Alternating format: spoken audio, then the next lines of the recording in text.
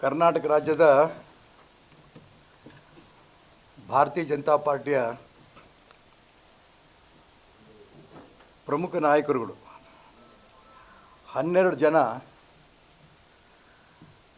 ಬೆಳಗಾಂನಲ್ಲಿ ಸಭೆ ನಡೆಸಿರೋದು ಒಂದು ರೀತಿಯ ನನಗಂತೂ ಆಘಾತ ಆಗಿದೆ. ಇವರು 12 ಜನ ಕೂಡ ರಾಜಕಾರಣದಲ್ಲಿ ಸಾಕಷ್ಟು ಅನುಭವಿಗಳು,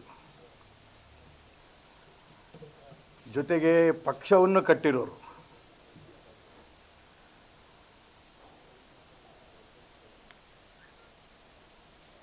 ಅವರು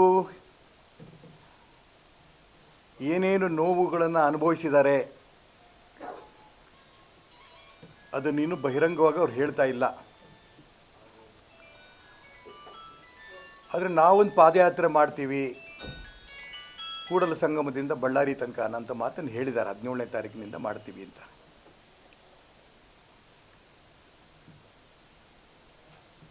ನಾನು ಕೇಂದ್ರದ ನಾಯಕರಿಗೆ ನಾನು ಮನವಿ ಮಾಡ್ತೇನೆ, ಈ ರೀತಿ 12 ಜನ ಮಾತ್ರ ಇದ್ದಾರೆ ಅಂತ ನೀವು ತಾತ್ಸಾರ ಮಾಡಿದ್ರೆ ಇಡೀ ಕರ್ನಾಟಕ ರಾಜ್ಯದಲ್ಲಿ ಈ ರೀತಿ ಪಕ್ಷ ಉಳಿಬೇಕು, ಬೆಳಿಬೇಕು, ಪಕ್ಷದ ಸಿದ್ಧಾಂತದ ಮುಖಾಂತರನೇ ಸಂಘಟನೆ ಆಗಬೇಕು ಅನ್ನಂಥ ಲಕ್ಷಾಂತರ ಕಾರ್ಯಕರ್ತರಿದ್ದಾರೆ.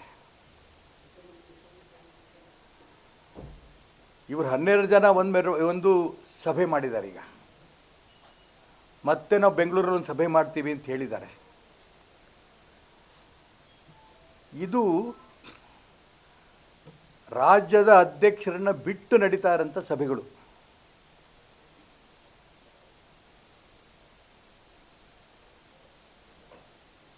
ಪಾದಯಾತ್ರೆ ಅಕಸ್ಮಾತ್ ಆಗೇ ಬಿಟ್ಟರೆ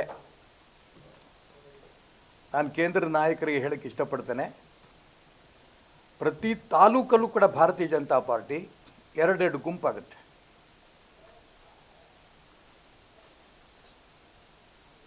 ಯಾವ ಉದ್ದೇಶಕ್ಕೆ, ಯಾವ ಹಿಂದುತ್ವದ ವಿಚಾರಕ್ಕೆ, ಯಾವ ರಾಷ್ಟ್ರೀಯತೆ ವಿಚಾರಕ್ಕೆ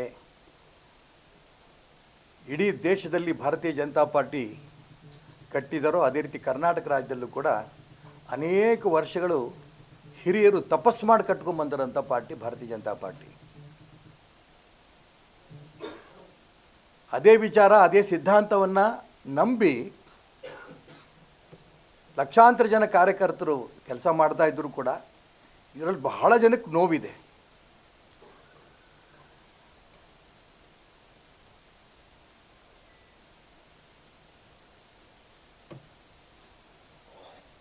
ಏನಾಗಿದೆ? ಚುನಾವಣೆ, ಲೋಕಸಭೆ ಚುನಾವಣೆ,